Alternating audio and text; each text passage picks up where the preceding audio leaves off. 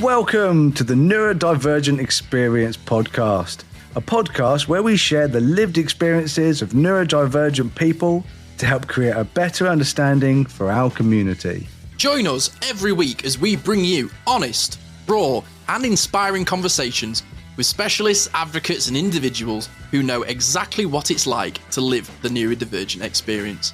I'm Jordan James, a neurodivergent specialist, father of neurodivergent children, husband to a neurodivergent wife, and author of The Autistic Experience, and I'm joined by my best friend. I'm Simon Scott. I'm an autistic ADHD broadcaster, actor, and advocate. Join us as we journey into unraveling the neurodivergent experience. Hello, all you new, lovely listeners / possible watchers.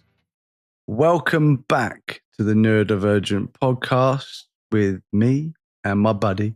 How are you doing, buddy? Me? Oh, I'm the buddy. Yeah, yeah, you're who's the buddy? Yeah, I was wondering where you were going with that one. Buddy. Hello, friend. Hi, guy. Hey, guy. No, yes. You know what, my friend? I am very, very good. And yes, hello to lots of new listeners. We've had a bit of a jump, to be honest. Big old spike. So yeah, thank you for new people a little bit of listening in, which appear to be a lot of an American audience. So howdy. Thank you for joining us. Hey there, partner. And they've gone. Just like it wasn't all the anti-Trump stuff. It was that. That's what did it. No. So yeah. Hi. Welcome. Yeehaw. Thank you for just. Jesus Christ. Oh, every time. Random cowboys. So, okay. Well, I keep hearing Americans going, oh no, just get them some tea. And I'm like... and there's me there go, wait in the truck. But anyway. I was like, get us a coffee, mate. I want a coffee with my bangers and mash, innit? Well, this is, yeah, at least we're consistent. We've derailed the show within the first 2 minutes. But yeah, no, thank you for joining us. We've been charting in the US and the UK and Thailand and Norway and places like that. So we are literally like Pitbull now. We are Mr. Worldwide. We are everywhere, which is amazing. So thank you for joining us and looking forward to getting into this episode. Before we get onto the topic, let's all universally distract ourselves by asking Jordan, what did you do this week?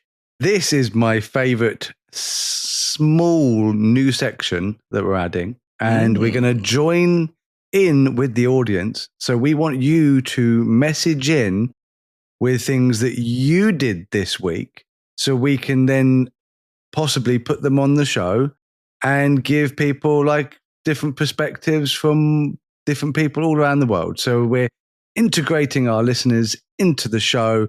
So email us, message me on my Facebook page when I'll do a post about it, and just let us know what you did this week. Doesn't mean you're guaranteed to get read out, but you know, we will start reading out some of those. But yeah, what did I do this week? Well, I started taking up running. I've had a difficult time with my back, as you know, but I've had a more difficult time with my mental health lately. And I know it was really, really good, but it's something, I think it's because the Switch 2 is going to come out. And I think it's because I've got Doom game coming out, and people are like, oh, that sounds like Western problems. It is. I mean, I'm not like in a war-torn country. I'm in a war-torn mind. And the problem is that I'm so excited about these things. Nothing else excites me. And I need excitement constantly. I'm just like a kid needing that dopamine Christmas fix. I need it constantly. And I'm not getting it because it's not the Switch 2, it's not the new Mario Kart, and it's not the new Doom. And then the heavens opened up. Oh, God, they did.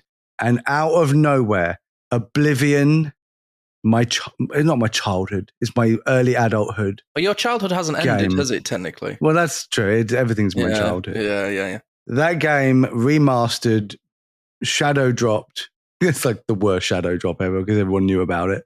But it dropped onto Xbox. I've been playing it this morning. So let's get back on with this podcast. I can carry on playing the game and doing something that I actually want to do because I don't even want to do this anymore. All right, then.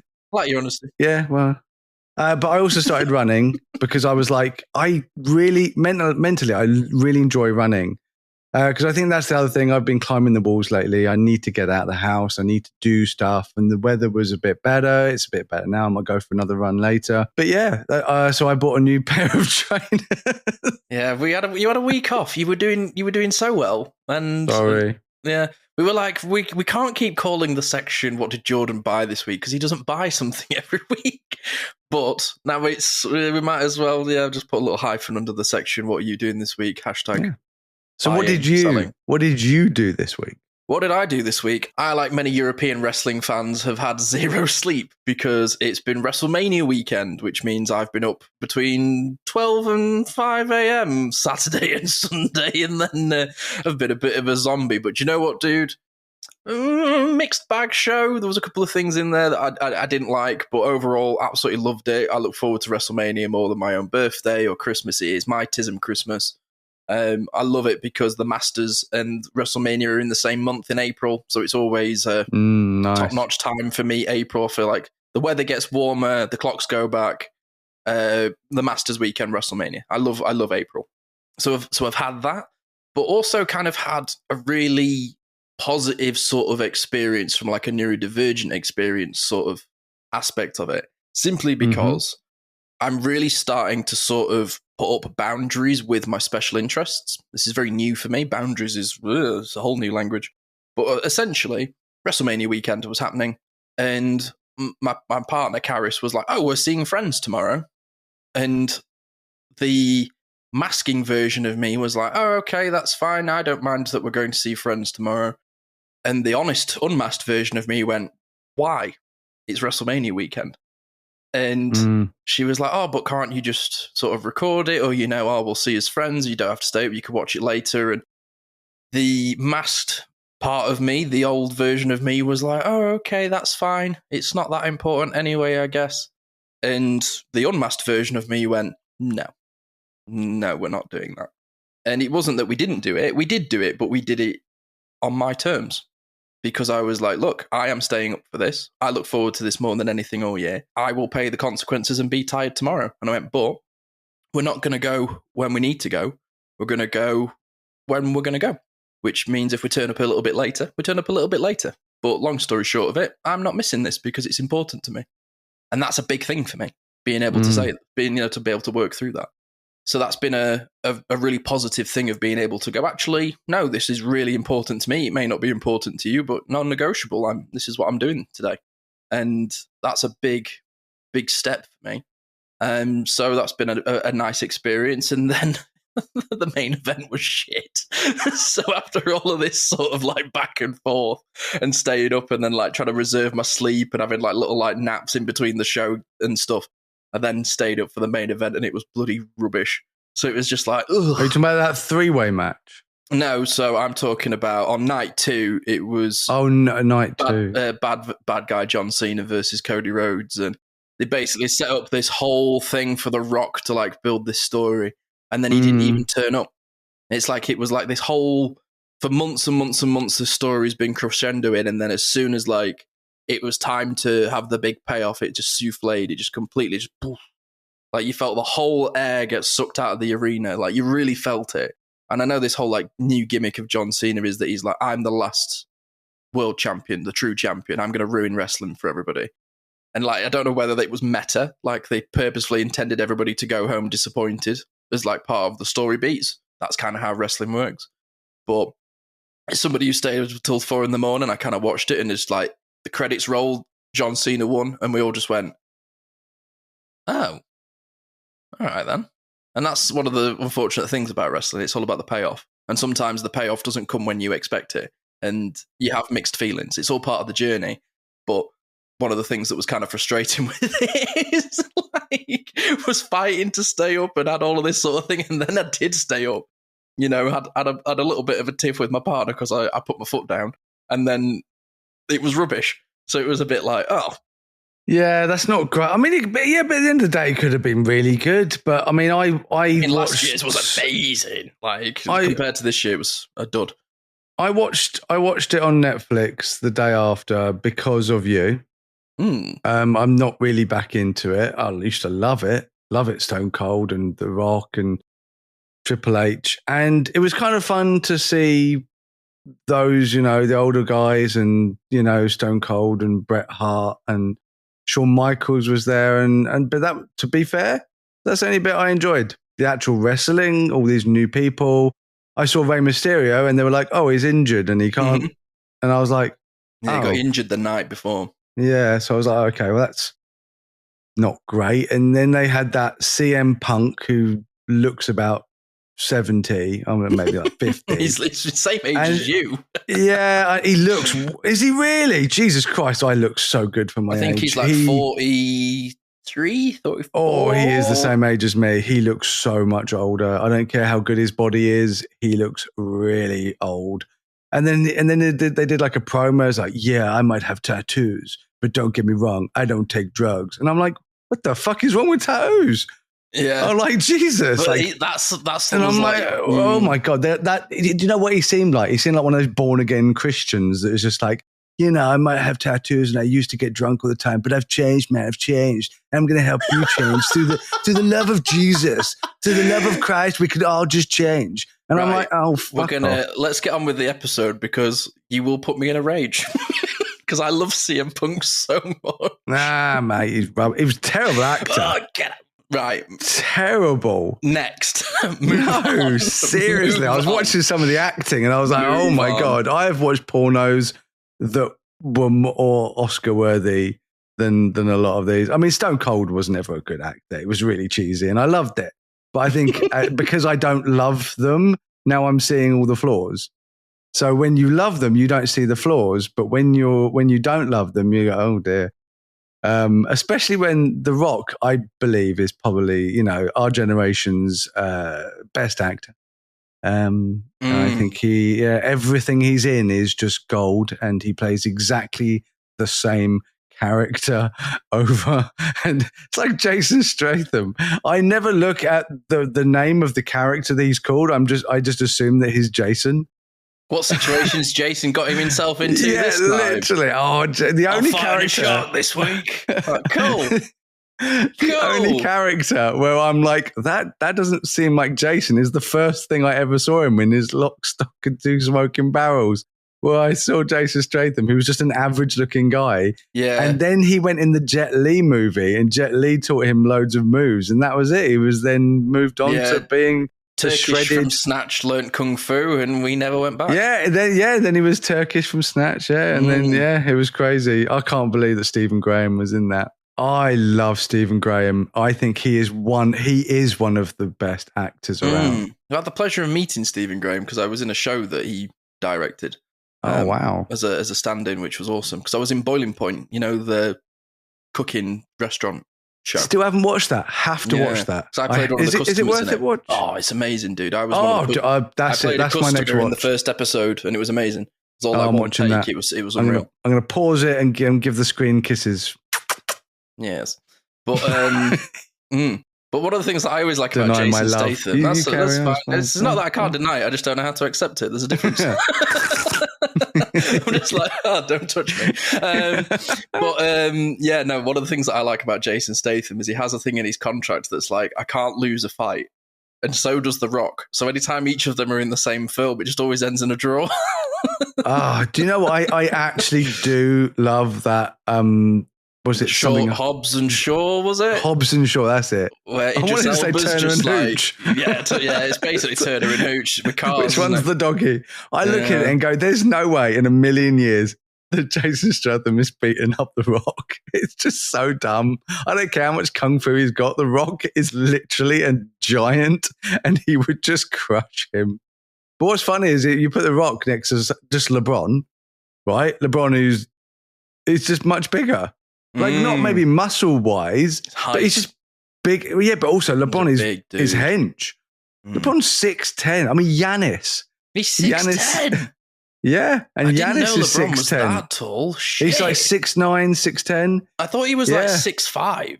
No, that's not short. It's like a whole foot taller than I am. No, really. Jason Tatum is 6'9" as well, and he's big. Thing is, when you watch them play, I don't know how we got onto this. Welcome to the Autistic ADHD podcast. But when you see them all play, they kind of just look, and then you see guys who's like 6'2", which is tall to me, 6'2", and he looks like a hobbit next to some of these people. It's like John Morant is 6'2", but he looks tiny compared to like LeBron, who's like 6'10", or Zach Edey, who's 7'4".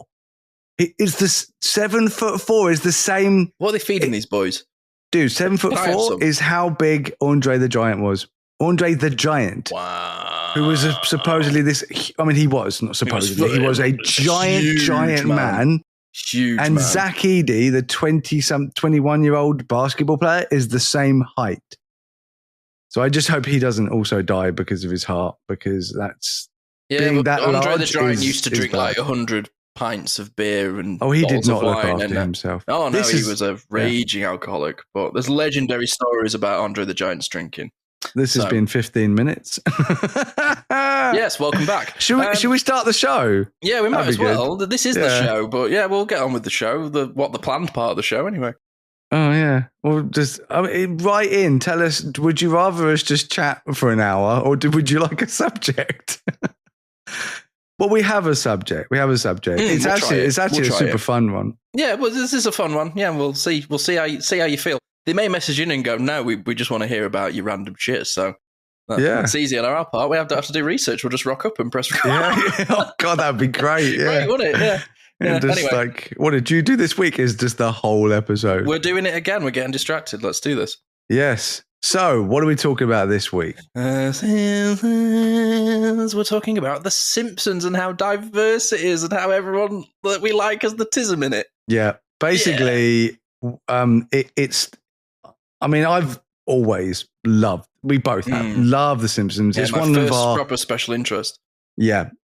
I would say, like, once I got over, like, He-Man and, like, Thundercats and stuff like that, it was the more adult it was the first more adult cartoon I ever watched.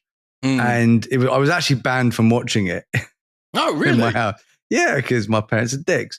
Oh, Banned from chocolate, banned from that. Fun times. Yeah, my dad never cared. But yeah, so I wasn't allowed to watch it, so I used to go around to my friend's house and watch it. And I was obsessed with Bart Simpson, especially when the song came out, "Do the Bart Man." It's just he was the coolest.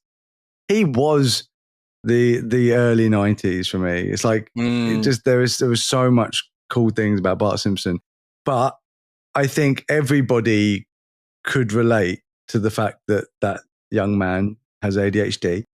And he actually got diagnosed by Skinner in the fastest diagnosis known to man. Of Skinner literally just talks to Marge and Homer and he's like, yeah, he has attention deficit disorder. There's no assessment. There's just Skinner as going, it should be. This is you. I'm just you are, we ordain you. And it's like it took, and I'm sorry, but I think his entire freaking career he's been assessing Bart because how long. Do you know what? Just quickly, that aside, that is about how long most schools would take. Is about 9 years to figure out a child is autistic or ADHD.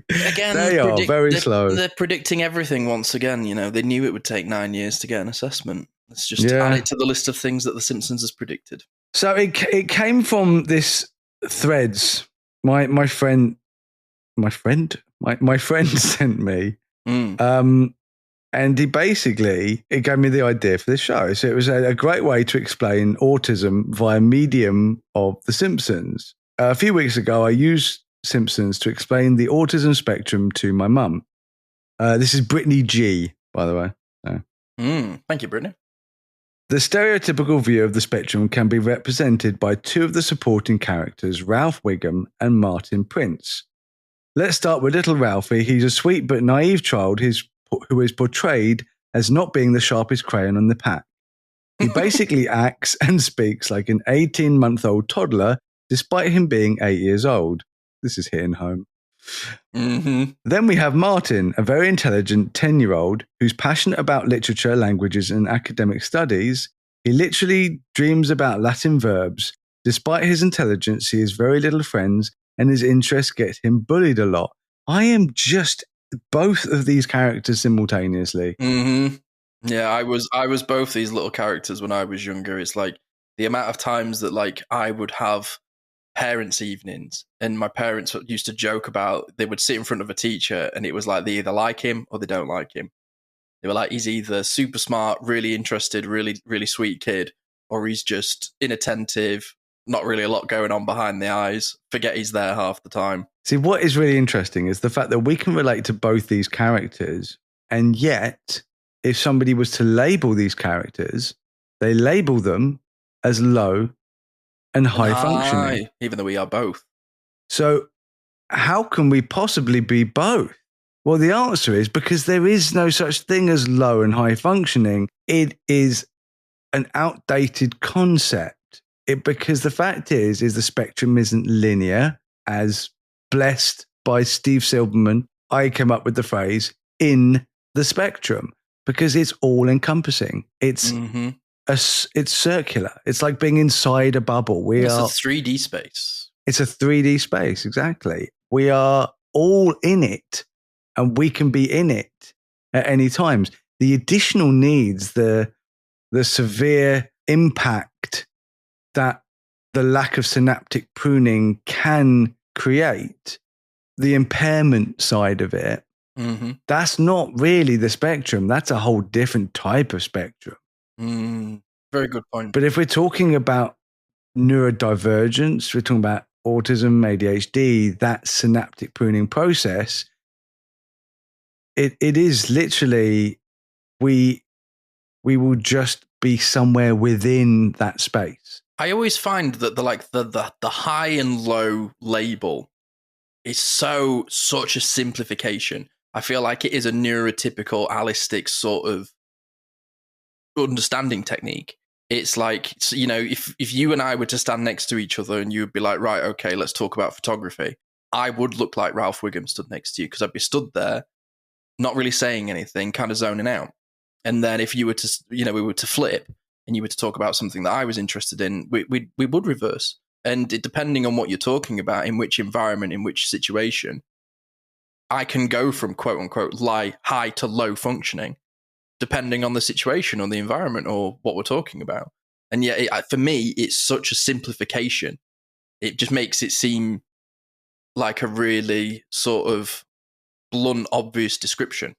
Do you know what I mean? It's like, it all depends on the sort of situation. Maybe I'm not phrasing that correctly, but that's just sort of how I view it, because, you know, we'll go on to other characters in a second, but there are multiple episodes. I mean, because I communicate in GIF. A GIF says a lot more than words ever can.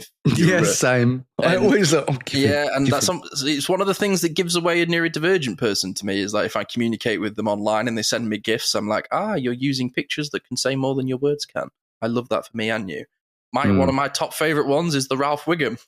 I'm in danger. I use it all the time. He's just sat on the back of the bus. We'll stop laughing at it, because it is funny. But yes, so other characters. Who else have you got in this list? Well, we will talk about it. Let's go for a little break, and when we come back, we can delve deep into the world of Springfield. This episode of the Neurodivergent Experience is brought to you by RTN Mental Health Solutions. With up to a 5-year waiting list for autism and ADHD assessments via the NHS, and that's even if you get a referral from your GP, getting an assessment in the UK has never been harder. So if you're like me and can't wait anymore, going private may be the best option for you. RTN offers online assessments for kids aged 6 right up to adults, with prices starting at £900. To make it more accessible, RTN can offer payment plans up to 5 months. You can access their remote services from the comfort of your home anywhere in the UK, and RTN offers group and one-to-one counselling, a private route to access ADHD medication following the assessment, and will even fight for you if your GP doesn't accept the results. So if you live in the UK and can't wait to get an assessment, go to www.rtnmentalhealthsolutions.com and use the discount code RTN23, making it even more affordable for all of our listeners to get an autism and ADHD assessment.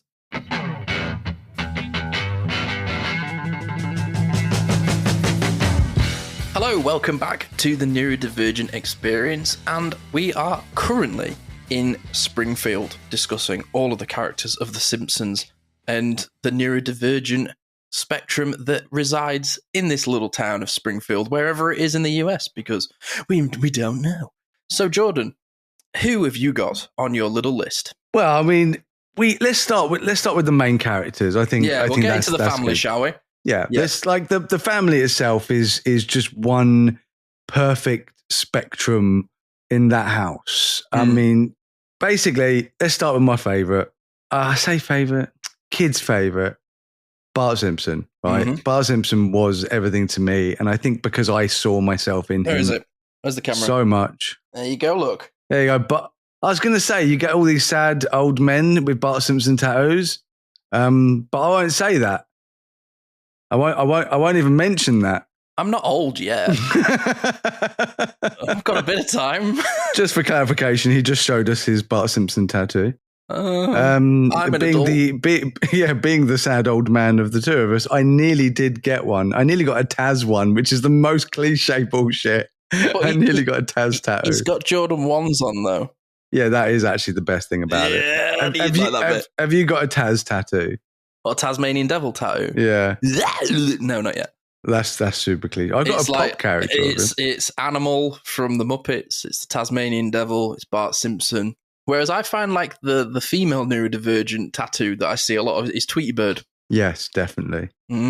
Right. So Bart Simpson, and what we'll do, we'll say whether they're autistic or ADHD, because obviously, they're both. It's neurodivergence. It's that naturally pruning. But so I'll say it in the way round in which I think it's more obvious. So that he's obviously more ADHD than autistic. So he's ADHD autistic. And obviously we talk about the episode where he's actually diagnosed by Skinner, which is a really interesting episode because he ends up having psychotic episodes due to the drug, which is like an untested drug. Focusing, because then he ends up getting Ritalin at the end, and then it obviously doesn't work because we've seen every episode after that, which was a really interesting thing. I was like, wait a minute, it never helped him. Maybe he doesn't have ADHD. I think he lost all the pills. But so it's not methylphenidate. It's some other, dodgy drug, which is a big sort of take on, big pharma as well. It's a very big anti-pharma episode, that one. Yeah, big time. But, Bart's obviously got ADHD. He's all over the place, but I do think he's obviously got demand avoidance. I think that he pushes boundaries as well because he likes to get attention.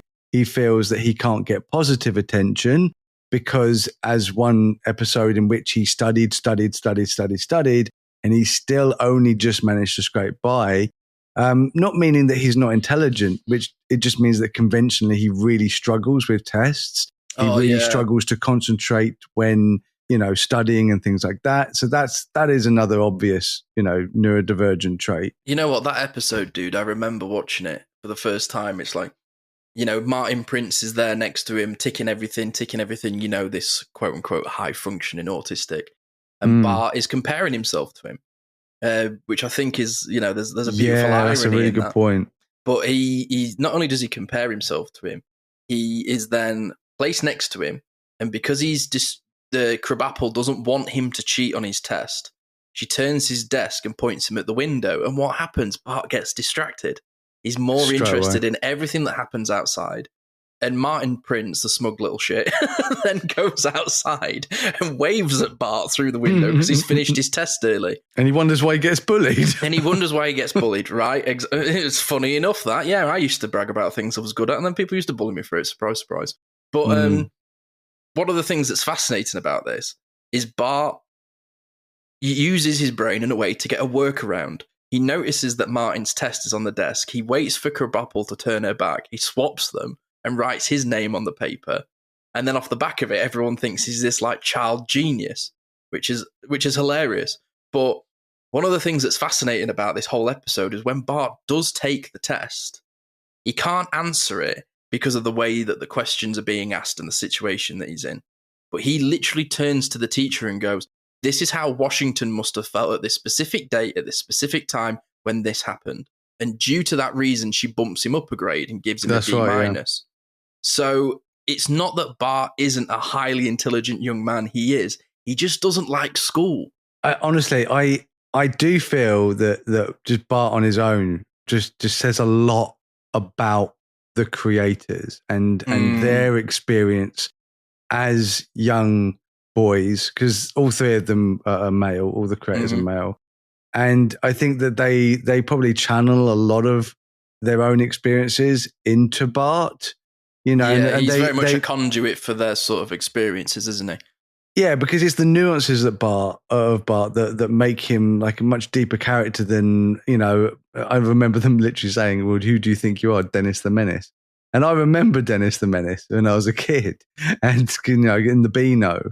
And he was just a more modernized version of Dennis the Menace. It's that, you know, naughty kid, and lots of kids like that rebel type child. And, you know, because they're like, oh yeah, you know, he gets away with all this stuff. And, you know, it's pranks and you know, skateboarding and cool shit like that. He has the ADHD mantra, which is, I could do it, I just don't want to. Yeah, big time. So I've made a little list. Well, I said list. I did some notes. So this is you know what I think. So he masks to make friends. So he very true. With the bullies, he pretended to be a bully. He will change the way that he is, and the way people perceive him, just so they like him. Because he even shoots the bird, doesn't he? And he has like huge, like emotional regret around it because it's not his identity. That's right. And it shows like how deeply empathetic he is as well, and the fact that, you know, he has a lot of sympathy and empathy with animals. That's something I really relate to. There used to be this film in the 90s called Homeward Bound. Oh, dude. Homeward Bound is legendary. Traumatized me, though. Jesus wept, like, made me so sad. Yeah. Why? They all live. Do they? Yeah. Question for another day, because there's this whole, like, hypothetical around the end of the film that the dog actually doesn't make it. No, he made it. I saw it. Oh. Michael J. Fox's best performance as a dog. Debatable. Next. I think it's his only performance as a dog, but right? As a dog, of course. Oh, thank you. You'll let me off, will you? Oh, cheers. As you were. Anyway, what was I saying? He's only got one friend, Milhouse. Yeah, that was only one. He only actually has one real friend. Yeah. Which is Milhouse. And that's very typical of the neurodivergence. And they've kind of got that of Mice and Men vibe going on, where you've got like the nerdy, dweeby kid that is just desperate for anyone. And then you've got the cool rebel kid. But really, they're the same. They're the same. This is what I'm saying. Bart really does put on this show. Oh, dude, I related so much, man, to Milhouse. The throwing the frisbee to himself. Oh, dude, been there. Yeah. Yeah, we'll get on to Milhouse in a bit. Yeah, because I love Milhouse. So yeah, he can hyper focus on his special interests that he ends up being really good at, such as skateboarding, video games, and pranks. He's extremely good at those things, and you know that's because he enjoys them. So he practices them and he does them all the time, and then he gets really, really good at them. It's not just those things; he does that with lots of things. And when he really, really applies himself and he's interested in it, yeah, it's such the. But what I do find interesting is this is a show from like the 90s. Do you know what I mean? When it first started, and that he was like that then. You know, it's like this isn't late like 80s, early 90s, isn't it? Yeah. So it's like this is. We'll get on to the writers of the show a bit later. And he's obsessed with Krusty the Clown. He's obsessed. Obsessed. He's just. This is. But I think, do you know what? I've got a little theory. I think he's obsessed because he sees Krusty more as a dad than his own dad. Which is ironic because they're voiced by the same actor as well. There is like a lot of like hints and crossovers, and yeah, fascinating. So Lisa. Yeah, so Lisa Simpson, that was like, I relate to Lisa and Bart in many ways. It's like, I'm a self-taught musician. I was taught how to play guitar, but there was one moment when I was a kid where I went round to a kid's that I went to school with's house who had a piano, and I just started playing it. I found where middle C was, and I know music theory, and just literally started playing piano. And all of their parents came in and were like, "Oh, I didn't know Simon could play the piano," and my parents were like, "Neither did we." And that was just sort of something that I vividly remember as a kid. But Lisa is exceptional at music, and at no point does it ever seem that she's like taught how to play saxophone to like an extremely talented level. She's incredibly hyper focused on school. She's like the top of her class with like sort of a knowledge base. And you've got to remember as well, she's like a year or two younger than Bart. So she's two years. Like, she's 8. She's like 8. She's 8 years old. She's so 8, what happens at 8 years old, Jordan? Nothing. There's no synaptic pruning, but no synaptic prunings happen for her. So people yet. do studies on you and say you're part of a 26.7% study. That's what I was getting at, yeah. But it's like, the second wave of synaptic pruning hasn't happened yet, and she's already like this sort of really quite fascinating character. She is the perfect example of grown up and at the same time incredibly childish. She's that perfect example. Okay. So because, she relates better with grown-ups. She's friends with a lot of grown-ups, isn't she? She's friends with more grown-ups than she is kids her age. But I used to be like. And, she is very grown-up. She takes on causes. I mean, this is an 8-year-old girl. She's exceptional. Justice sensitivity, dude. Lisa's like the poster girl of justice sensitivity. She becomes Buddhist. She chooses her own path in life. She becomes vegetarian. She loves going against the grain. But then at the same time, she loves dolls. She loves... Yeah. Was it Cindy? Was it Malibu? Malibu Stacy. Yeah, Stacy, yeah. But no, yeah, like so she's obsessed with dolls, loves her toys. She even references at one point during the series that she's a little OCD. Yeah, which just means that she's OCD. Yeah, there's no such you can't be a little OCD. You can be no more a little bit autistic than you can be a little bit tall. Yeah. So it is. She, for me, it's like I relate to both of them. It's exactly the same with the Martin thing. It's amazing how you can have these kind of almost accidental stereotypes. Because let's be honest, TV is the extreme version of everything. No, it's the satire of life, isn't it? Yeah, because if you just had average, it doesn't entertain. You want extreme. You want more. That's why, you love the wrestling. If it was just normal wrestling, to do two guys just walking out having pinning each other, that'd be boring. The golden rule of wrestling is turning your personality up to 11. Exactly. So it's all about entertainment value. So these are going to be extreme versions of humans because no humans ever would end up doing everything they do. Otherwise, you'd run out of content if they were just normal people. I think that's why, just as a sort of overall point about cartoons, I think that's why I love cartoons so much because I feel like an extreme person. So when I see all of these characters on cartoons, I think that's why I relate to them so much because they are the extreme of what is a quote unquote normal person in real life. Yeah. So I think Lisa is autistic ADHD. Me too. So I can see both, but I would say she's more autistic led. Yeah, absolutely. Moving on to the bumbling Wally that is the patient's hero, Homer, and just like his son. Because they kind of mimic each other in a very, very, subtle but not so subtle way. ADHD autistic. I definitely think he's ADHD led. And Homer shows he's just like Bart. Quite often, I think he gets annoyed with Bart so much because Bart reminds him of himself. Mm-hmm. And he does that dad thing where it's like, I don't want my son to be like me because I don't rate me. So I don't. Homer doesn't rate himself. Homer doesn't think that he's close. A good person. He's very, very down on himself. And that leads to a lot of the mental health problems that Homer has, which aren't really discussed that much during the show, but are shown during the show. Oh, goodness. Yeah. We'll get into that in a sec. He has many different jobs. I used to joke because I used to go from job to job to job to job to job, mostly because I just couldn't fit in anywhere. But I used to joke that I've had more jobs than Homer Simpson.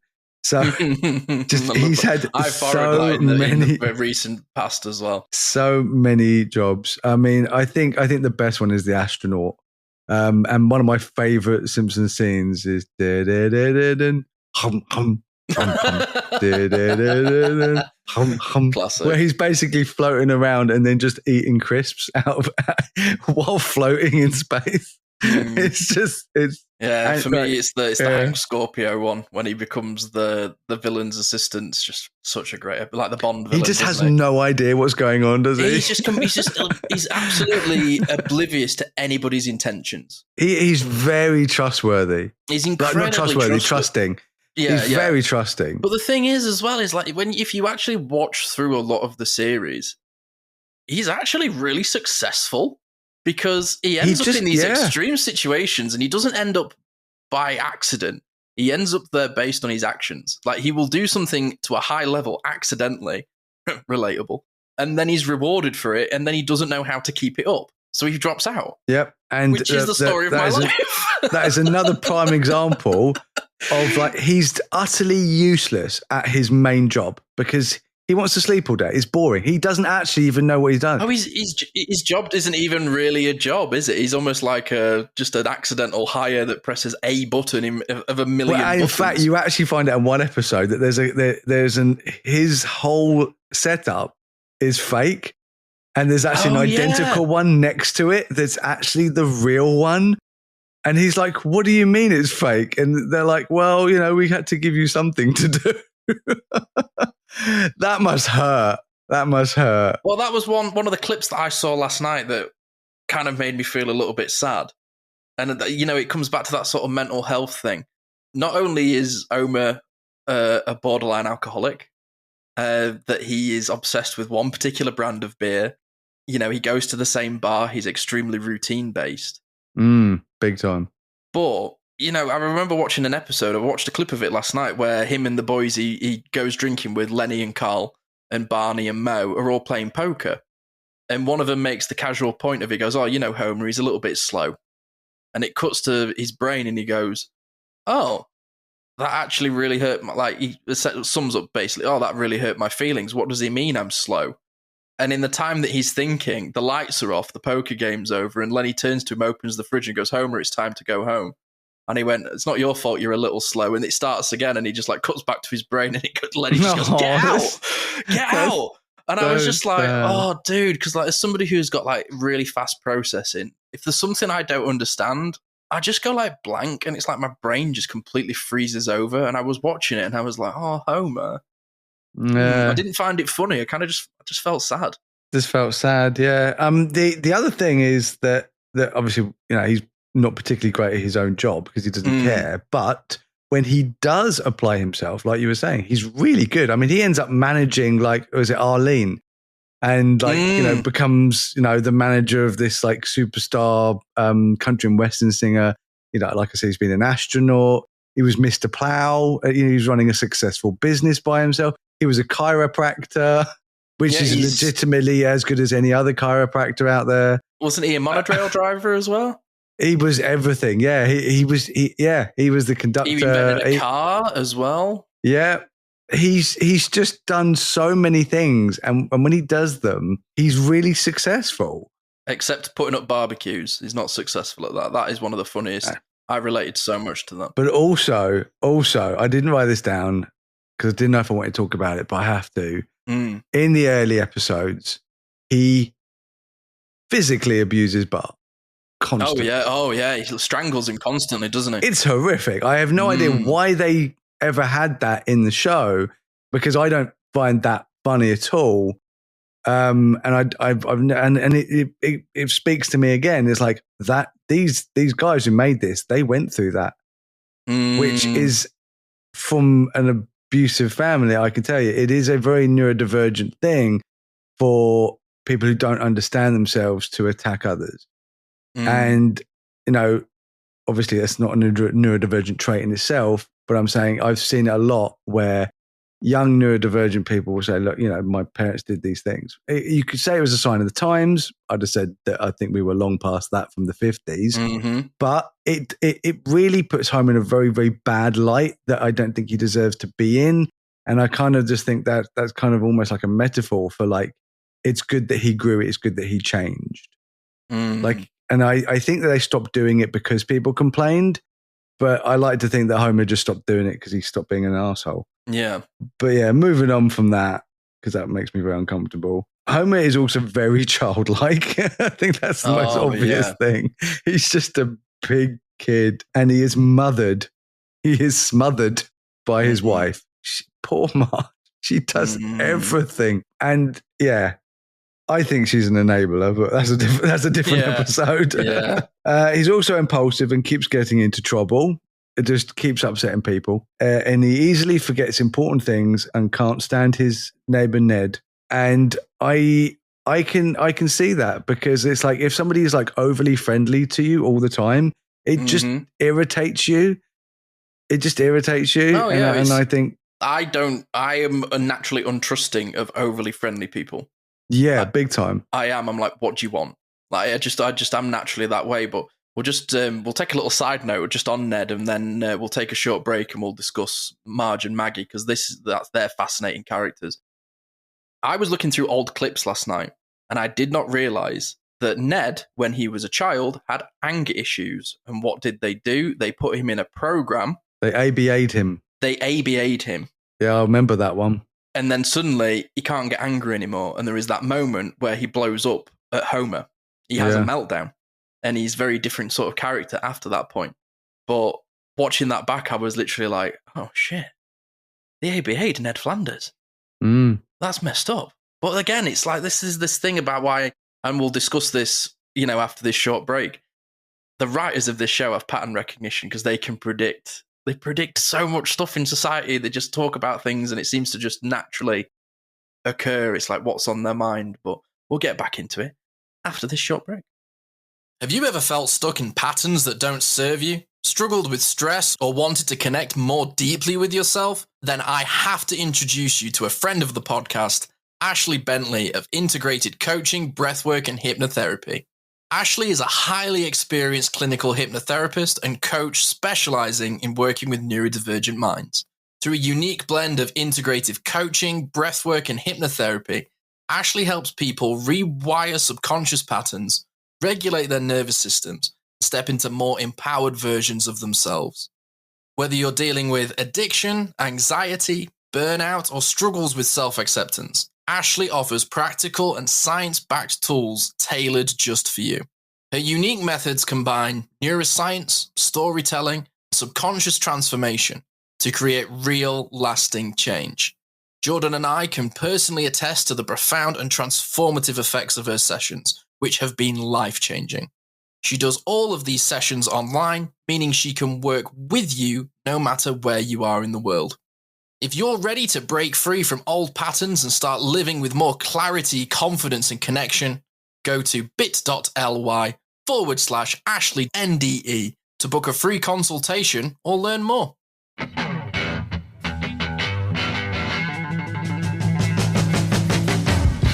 Hello and welcome back to the Neurodivergent Experience podcast. I don't know why I add podcast, because it's a podcast. We are discussing, yeah. As you were. Mind blown. We're being silly today, aren't we? We've got the sillies. All right, come on. Here we go. Come on, let's do it. You've got Oblivion to play. We're discussing how neurodivergent Springfield is, and we're focusing on the main characters at the moment. And we're on to Maggie, because I want to leave Marge for last. So we're on to Maggie.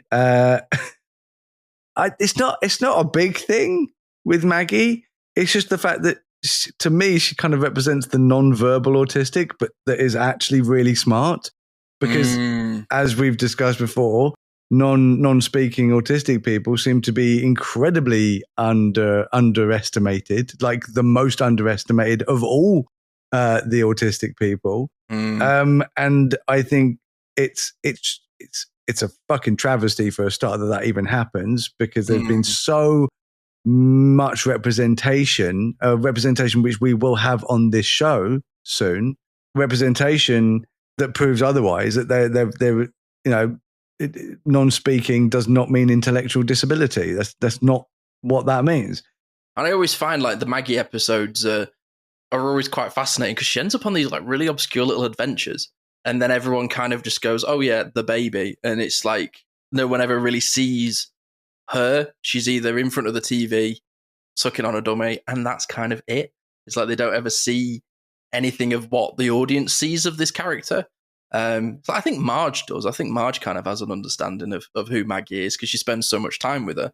I think they have their own communication, which they is do. very common with parents and non-speaking children, is they learn to communicate in other ways. And it's beautiful. Yeah, absolutely. As long as they're patient, it can be absolutely beautiful. But the other thing I was going to say is you mentioned it, actually reminded me, the pacifier, if you're American, or the dummy, if you are English. I forget they call them pacifiers, don't they? That's a stim, dude. She's stimming. Of course. Yeah, because she's obsessed with it. Like when she loses it, she cannot handle it. And I know that is a normal baby thing. And let me be clear. Do you know why it's an autistic thing? Because we have baby brains. We still have the synaptic pathways that constantly need that comforter, because that's what it is. It's either a blanket, a cuddly toy, or a pacifier, or something or one of those mobiles, that goes above a cot. We like to feel safe. And those synaptic pathways that, those things make you feel safe for a reason, because that's how the baby's brain works. It's comforting. Yeah.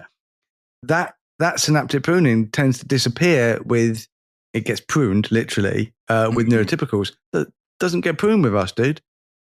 I don't know a single autistic person that wouldn't be more comfortable just, surrounded by things that reminded them of being a baby or a child. Just obviously there are them. I just don't know Absolutely. any. Yeah, but it was funny because when you were like adults with pacifiers, I'm glad you kept talking, because I was going to say people at raves.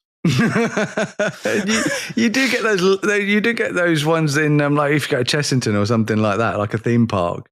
You just get those sweeties. The sweets. I used to love that. I was like, nom, nom, nom, nom, I used to have the little like brain lickers. I used to just like go around just like licking the like little. It's like a deodorant roller, but it had like sweet juice in it. Because if you think about it, if a kid doesn't have a pacifier, then what do they have? Thumb. Oh God! Yeah. Look at us being welcoming to our new US audience. Pacifier. No, my pacifier. I've been pacified. No. Sorry, everybody. Right, please come back. Let's get on to Mummy Simpson, Marge herself, autistic ADHD. Because a lot of people, when I was looking it up, there was like there's a lot of rhetoric about it. Just seems to ignore Marge. It's all Homer, Lisa, Bart. That whole thread talked about all of them, ignored Marge. And I said to my friend, I went, What about Marge? He went, what about Marge? I went, Marge is my wife. Not like Marge is Sylvia. Like, my God, Marge is Sylvia. Like, she is so obviously a high masking autistic woman, because she's a typical undiagnosed autistic female adult, always trying to please. Fawning. Mm-hmm. Yeah. Fawning. Keeps pretending everything is fine. She's just, oh no, everything's fine. That mastery set. Yeah. Yeah. Yeah, I can't handle when things are going to fall apart. Connects with her children, but also fears being a bad mother. That constant fear of like not being accepted, obsessive compulsive thinking. I'm going to fail. I'm going to fail. I'm failing. She doesn't have a lot or any close friends. She sort of flitters from one group to another, and she doesn't really like the other women because they tend to gossip and nitpick, and she kind of gets involved in some of that, but you never feel like she's comfortable with it. Yeah, and one of the things as well with Marge, huge dopamine chaser, like huge. I remember the episode she gets addicted to gambling, dude. She just solidly gets addicted to gambling, and they actually end up calling her Crazy Marge, and they call her a lunatic, and Krusty does like a whole episode where he has like the Crazy Marge dancers, and it's actually like really horrible. Like it's really like shaming, isn't it? Yeah. Well, there's other things as well that I think about with Marge, is like the fact that she has the same hair dye. and she's had the same hair always. Yeah. She changes her outfit. She buys that Chanel suit, remember? And she just has the same suit and learns how to become a seamstress and changes the suit constantly to be lots of different clothes. So she almost like identifies with this one outfit and makes it her entire personality for a period of time. But that whole outfit thing is because she was trying to fit in. Because she was trying to fit in and she didn't know how to fit in without the outfit. It's like a fantastic mask representation right there. But another thing that I think about as well is like she's obsessed with eating meatloaf. She's the odd one out of her siblings. You know, her two sisters are obsessed with taking trips and photographs, and they're constantly smoking cigarettes. They have really complex relationships and a lot of partners. Whereas Marge is kind of stable, has blue hair, doesn't smoke, doesn't really she seems to almost talk herself out of doing things she enjoys a lot. Which, big as a time. high masculine woman, you know, I'm sure is incredibly relatable to a lot of our listeners. I wanted to touch on like the overall arc as well of just cartoons in general, and I'm sure this is like a money saving thing. I don't know why they do it, but most of the time in most cartoons, everyone always wears the same clothes every day. Occasionally they wear different outfits. Let's say they might be skiing in one episode or going to church in another episode, and they have the same church outfits. They have this. So, but day to day, like if you open Homer's closet, it's just a white t-shirt and blue trousers, like a white polo shirt and blue trousers every time. And they all have the same haircut every single time, unless it's an episode particularly where their hair goes bad. But 99% of the time, they always have the same haircut. They always have the same outfit. Her and Lisa, Marge and Lisa always wear the pearls, which I always find really, really cute, because I can wonder if that's like a little stimmy thing as well. Like, are they stimming on the pearls? And I'm just wondering, is that a choice by the writers of these cartoons because of finances, or because it's just easier, or because of marketing? It's like if you buy a Homer toy, you want it white t-shirt and blue trousers. Yeah. But you can get other versions of Homer where Homer's a space astronaut, and or Homer's of this or Homer's of that. I remember listening to when I was working at an Autistic Culture podcast, Matt discussed about iconography, really recognizable silhouettes. And I think all of these characters do, like you'll remember them, listeners, if you're thinking about The Simpsons. There used to be these huge posters of Springfield that had all the characters on the front of it. And you could tell exactly who was who because of their silhouettes, the way that they're shaped. It's really obvious, sort of like character design's really recognizable. And every character has its archetype, like you just recognize them. But the only thing that I can think of that's sort of like an animated, cost-effective decision with The Simpsons is is 3 fingers and a thumb. It's like the removal of the pinky finger is a really big cost-effective thing in a lot of animation. Disney did it with Mickey Mouse. It's only got 3 fingers and a thumb. And it's more of like a continuity thing. But whenever I think of like all of the Simpsons characters, and all they're always sort of the same, and they wear the same sort of things, it is that sort of like familiarity. It's like there's almost like the base setting of each character. And I kind of feel like that. I have like my go-to uniform in a way when I'm doing certain things in life, and it always surprises me. Like I used to work with somebody, and then I saw them outside of work, and they had their hair and their outfits completely different, and my brain took ages to actually recognize that this person was somebody that I worked with.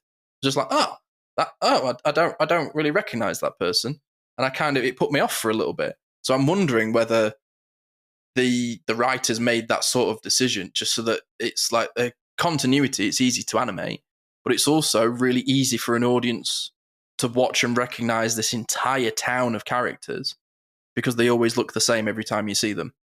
Because I would, if Lenny walked on in a different shirt, I'd be like, who's that? But then if he stood next to Carl, I know it's Lenny. Yeah, no, I mean, it makes sense. That's sort of how my brain works. But yeah, no, it makes sense. It could be for a number of reasons, but it gets me onto the topic of, I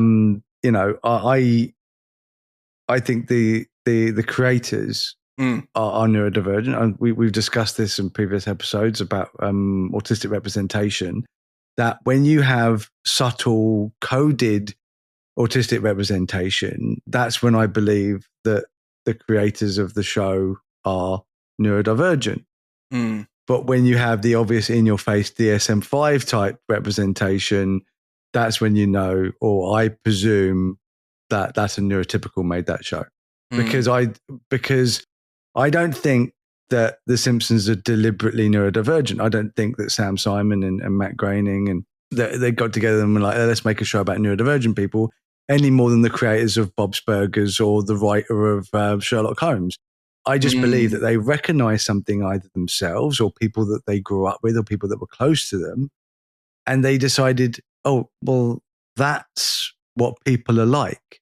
And that's why they're so entertaining to so many people, because I do believe that a lot of the audience that's going to watch these cartoons as adults, especially with adult cartoons, are going to be neurodivergent.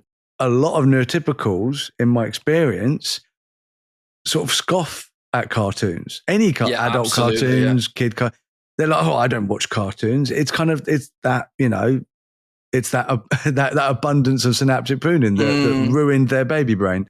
Yeah, but I mean, you look at just as an example, right? I've got a couple of links here in front of me about Matt Groening.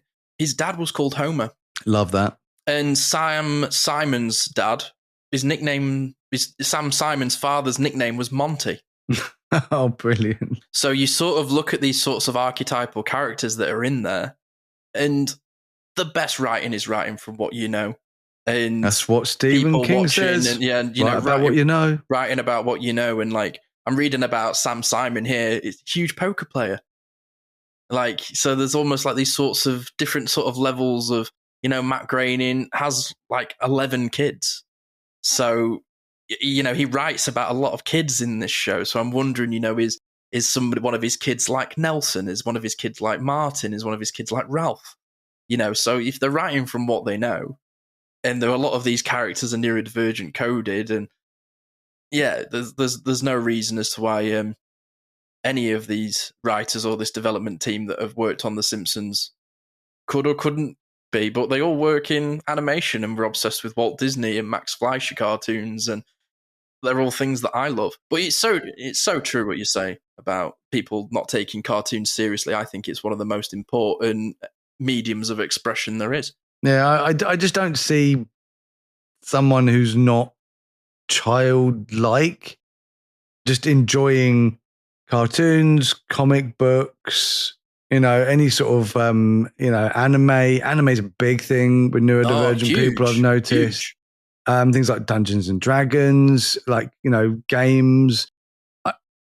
You know, I'm not saying that neurotypicals can't enjoy these things or don't enjoy these things. I'm not saying that. I'm saying on a scale of like 1 out of 10, right, I would say it would be like eight neurodivergents to 2 neurotypicals. Like, I think absolutely. It's like 70 to 80% of neurodivergent people, who are enjoying these things are probably neurodivergent. These aren't facts. This is just, you know, us having a bit of fun, just having a chat. But this is how it seems to me from most of the people I meet. There's the neurotypical people. I'll talk to them about these things, and they'll look at me like they'll be like, "Oh no, that's for little kids, isn't it?" And immediately I go, "You're either a really high masking neurodivergent, or you're a neurotypical who's just being an arsehole." Yeah, I mean, one of the things that I think about with cartoons, and like I remember vividly a lecturer explaining to me how like audio or the medium of audio's cousin is cartoons, because you can do with audio what the imagination can do, which is what animation does. But when I think about being a neurodivergent person, one of the things that I spend a lot of my time processing is looking at people and going, what are they thinking? What are they trying to tell me? What are they trying to say? And cartoons do that all the time. How many times in The Simpsons does it cut to what Homer's thinking about? Or like when Bart's studying for this test, it cuts to him thinking about George Washington, and it puts him in the scene, which is exactly what happens with my eidetic brain. I think about a scene and I put myself in it. And that's what I like about cartoons, is it like even the humor of it, like the slapstick sort of humor of it, and the wittiness, and how The Simpsons is constantly referencing other media and pop culture, and that's what we're talking about in one of our future episodes, which is echolalia. You know, there are lots of little sorts of neurodivergent nuance in this, but it's so true what you say there, because I found it with friends and family where they're like, oh, why are you watching cartoons? And then they do what dads do, where they just stand on the edge, and before you know it, they sat down watching it with you. And because I remember vividly coming home from school and waiting for, I think it was either Hollyoaks or whatever to finish, and then the Domino's advert would come on and Simpsons would be on.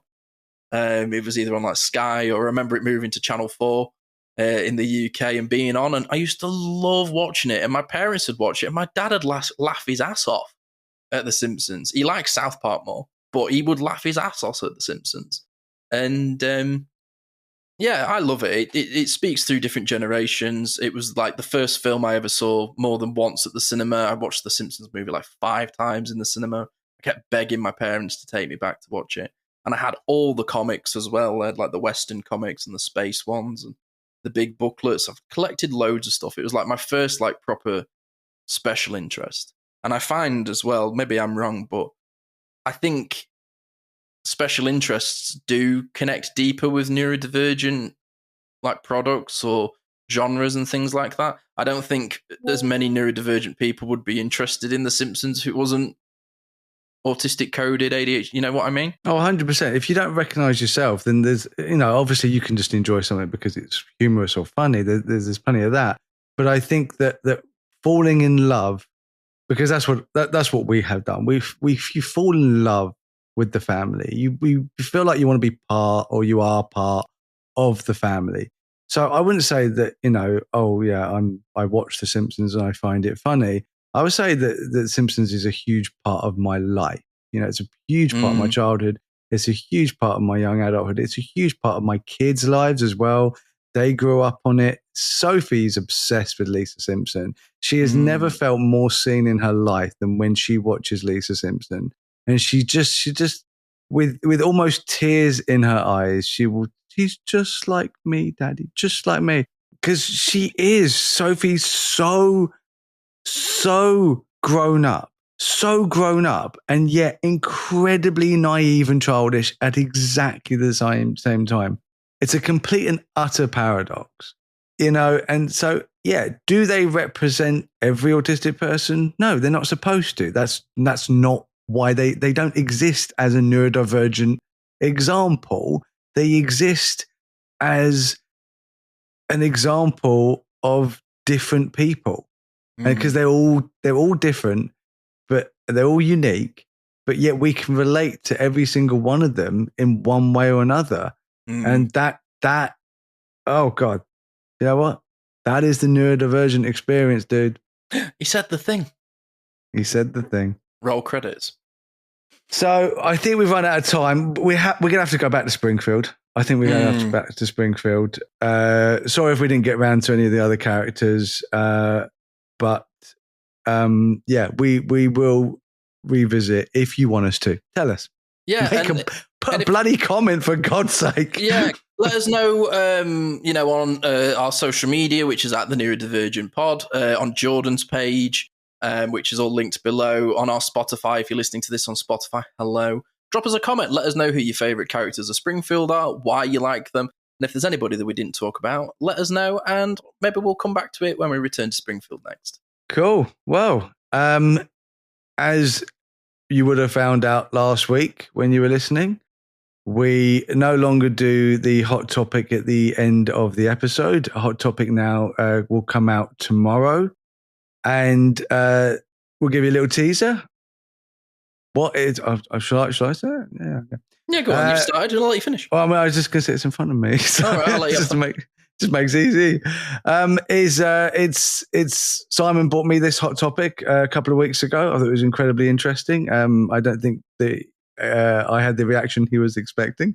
No, because I got triggered by it, and he was like, "Look at this wonderful thing," and I was like, "No." Which happens a lot. Never mind. I'm a seasoned veteran that's very, very cynical. You're just trying to look for the good in things. Yeah, I haven't been destroyed by hope just yet. You haven't seen what I've seen, man. No, you haven't seen what I've seen. I wasn't there. Yeah. So it's Sally Phillips, who is an actress, one that I particularly like, to be honest. I thought she was awesome in Bridget Jones as the fuck lady. Oh, yeah. She was, wasn't she? Oh, I love it. I was trying to think where I'd seen her before. And she has been on the radio talking about her new BBC TV show called Austin. It's a new BBC series that stars a kid that was in the Love on the Spectrum, the Australian version. And yeah, we're gonna do a little review on her interview, and we've watched the show, so we're going to talk about that as well. So yes, tune in for that tomorrow. Look forward to meeting you back here at the Neurodivergent Experience. Thank you very much for listening. See ya. Bye. Thanks for tuning in to the Neurodivergent Experience. We hope today's episode sparked something for you, whether it's a new idea, a bit of validation, or just a moment of connection. Remember, new episodes are every week, so be sure to join us for the next one for more conversations and insights into the neurodivergent experience. If you've enjoyed this podcast, help us grow. You can do that by rating and reviewing this show. Your support makes a huge difference in helping us reach more people who could benefit from these conversations. You can connect with us on social media. Find us on Instagram, Facebook, TikTok. Just search for the Neurodivergent Experience. Thank you again for listening, and until next time, take care of yourself. You're not alone in this journey.